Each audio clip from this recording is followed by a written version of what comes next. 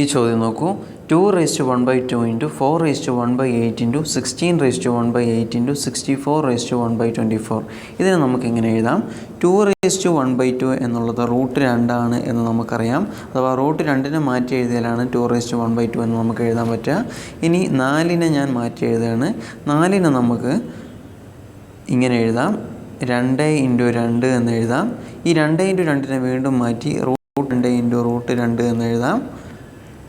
നോക്കൂ, ഇതിനെ വീണ്ടും ഇങ്ങനെ എഴുതിയാൽ √2 × √2 × √2 ആണ് 4 എന്ന് നമുക്കറിയാം.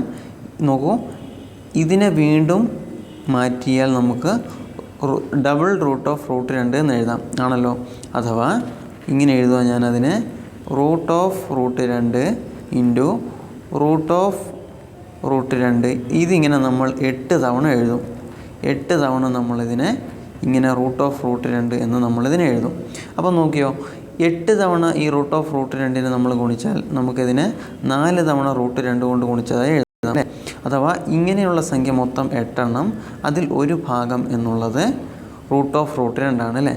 അഥവാ 4^1/8 നമുക്ക് 1/8 മാറ്റി എഴുതിയാൽ √2 എന്ന് നമുക്ക് എഴുതാലോ. ഇനി നോക്കൂ, അടുത്തത് നമുക്ക് നോക്കാം. 16^1/8 16 നമുക്ക് മാറ്റി എഴുതിയാൽ, നോക്കൂ, ഞാനിപ്പോൾ പറഞ്ഞതുപോലെ 4 × 4 ആണ് 16 എന്ന് നമുക്കറിയാം. 4 × 4 ആണ് 16 നമുക്കറിയാം.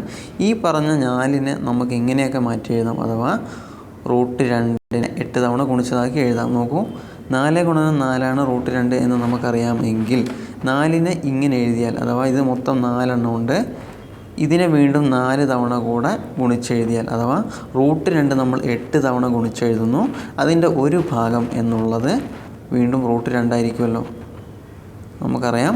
അഥവാ 16^1/8 എന്നുള്ളത്, അതിൻ്റെ 8 ഭാഗം എന്നുള്ളത് √2 ആയിരിക്കും, ആണ്.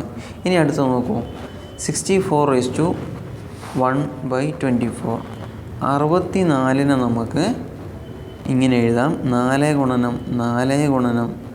4 എന്ന് എഴുതാം.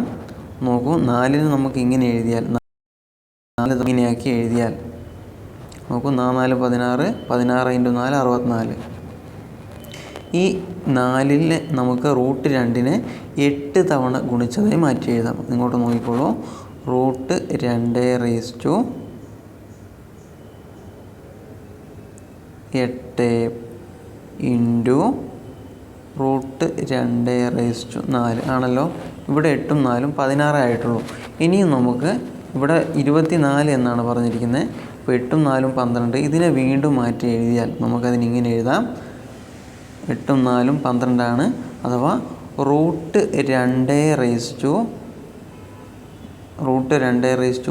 എന്ന് നമുക്കിതിനെ മാറ്റി എഴുതാം. ഇതിനെ വീണ്ടും മാറ്റി എഴുതിയാൽ √2/24 എന്ന് എഴുതാം. അതാണ് ഈ കാണുന്ന 64 എന്നുള്ളത്. അപ്പോൾ അതിൻ്റെ ഒരു ഭാഗം, 24ൻ്റെ ഒരു ഭാഗം എന്നുള്ളത് √2 ആണ്. അപ്പോൾ ഇതിനെ തമ്മിൽ നമ്മൾ ഒരുമിച്ച് ഗുണിച്ചാൽ 2^1/2 പകരം ഞാനതിന് ഇങ്ങനെ എഴുതുന്നു, 2^1/2 into 4^1/8 into 16^1/8 into 64^1/24 and that's equal to, നോക്കിക്കോളൂ, ആദ്യം നമുക്ക് കിട്ടിയത് √2 ആണ്. ഇതിൻ്റെ വാല്യൂ ആണ് ഈ കാണുന്ന √2. ഇനി 4^1/8 എന്നുള്ളതിനെ നമുക്ക് എഴുതിയാൽ ഇൻറ്റു √2 ഇൻറ്റു വീണ്ടും √2 ആണ്, √2 ഇൻറ്റു അടുത്ത സംഖ്യ നോക്കൂ, വീണ്ടും √2 ഇൻറ്റു അടുത്തത് 64, അതിൻ്റെ 24 അതിൻ്റെ ഒരു ഭാഗം എന്നുള്ളത് വീണ്ടും √2. നോക്കൂ, √2 ഗുണിച്ചാൽ നമുക്ക് √2 എന്ന് കിട്ടും.